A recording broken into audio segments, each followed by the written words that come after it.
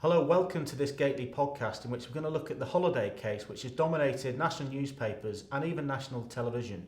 My name is Chris Thompson, this is my colleague Sarah Garth, and we're both partners in the employment team here at Gateley in Manchester. Sarah's going to look at the decision itself, and then I'm going to have a chat about what it means for employers going forward. So Sarah, perhaps you could just tell us what the key aspects of the decision was all about. Well, yeah, it's a really important decision, Chris, because it's changed the way in which companies need to calculate holiday pay for their employees.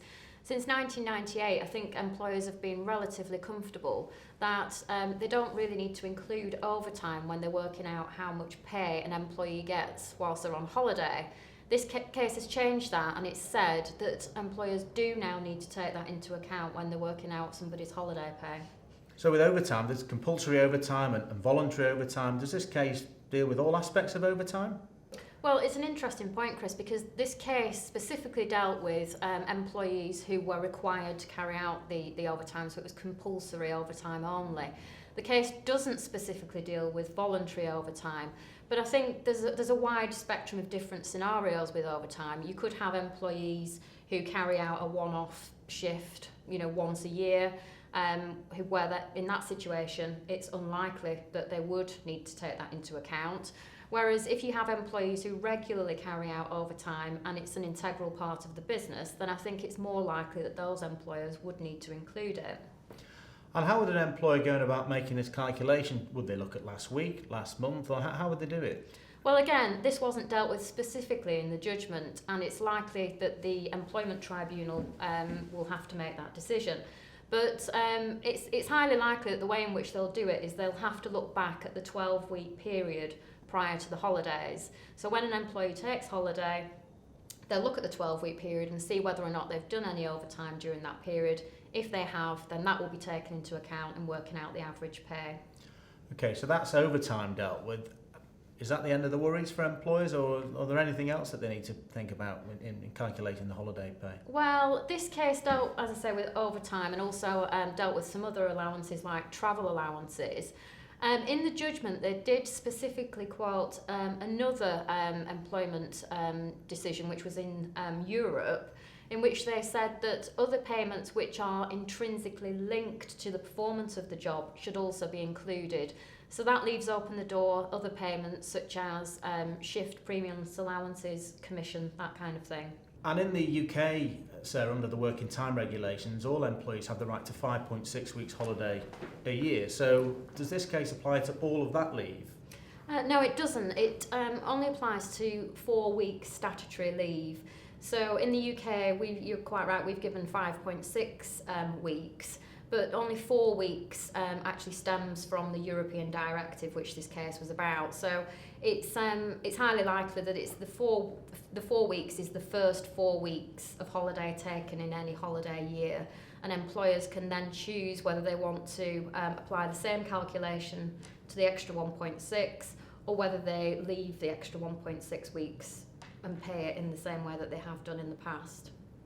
Okay, and presumably this case then, we're only worried about events from now going forward. Presumably we don't need to worry about the past. Well, no, that's not the case, because the decision applies moving forward, obviously, but it does also have retrospective effect. Now, the judgment does try to limit the impact that this will have on employers, and the way in which it's done that is to say that if there is a gap of more than 3 months between the holiday payments, the incorrect holiday payments, then that breaks the series of deductions that an employee can bring. So, for example, if you are an employee and you take holiday in April and you get paid incorrectly, you then don't take your next holiday until August when you're paid incorrectly again.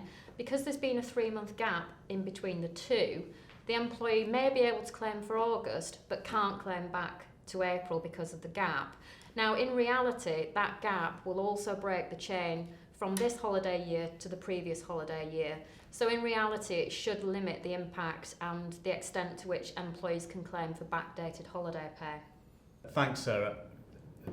One question that we've been asked a lot already is whether this is the end of the road for this litigation, and the answer is almost certainly not. We're expecting appeals from this most recent decision on pretty much all aspects of the judgment. And bearing in mind that this case is in the Employment Appeal Tribunal, it's still got a long way to travel. The next appeal would be to the Court of Appeal. From there it could go to the Supreme Court, and it could even be referred back to the Court of Justice of the European Union. So there's a long way to go. In addition to that, the government announced immediately after the case was released that they're setting up a task force to look at the way of possibly minimising the impact of this case for employers. So we've got up to 2 years worth of ongoing appeals with the litigation, possible government intervention. We've also got a general election next May, and conceivably there's the prospect of us voting to leave the European Union. So it's still a very uncertain time in terms of where all this is going to end up. So given that it's so uncertain, should companies be changing things now, or should they be waiting? Well, employers have got a difficult decision to make. There are pros and cons either way. So, for example, if an employer decides to do nothing for now and ride out the storm to see what happens, well, where does that leave them? Well, on the upside, they won't be committing to spending any additional cash in the next holiday year, so they'll be saving their own money. The downside to that is that an employer who does nothing at all will not be reducing its potential claimant pool over the next year or two. So if an employer has 1,000 employees, does nothing at all about things, in 2 years' time, once we finally get to the end of the road with all of this litigation, then conceivably they've still got a claimant pool of 1,000 employees. Now, one of the key aspects of the judgment that you've talked about, Sarah, is this 3-month gap. And if you can find a 3-month gap between unlawful deductions, then an employee can't go back beyond that.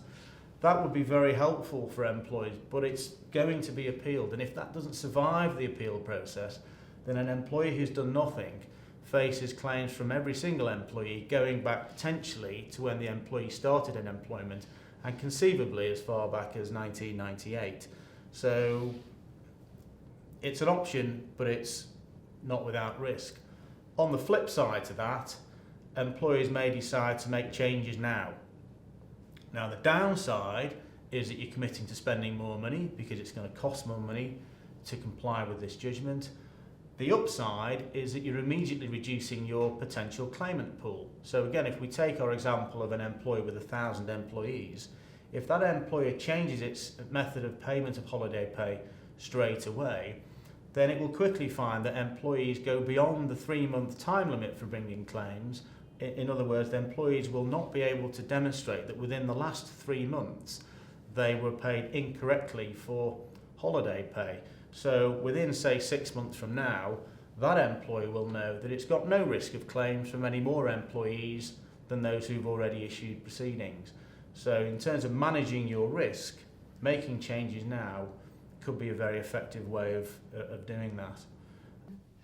Well, it's certainly a big area for employers at the moment. There is quite a lot of uncertainty about it still, but hopefully we've been able to explain the details of the case and hopefully given you some ideas as how to deal with the practical implications of it. Thank you. Thanks very much.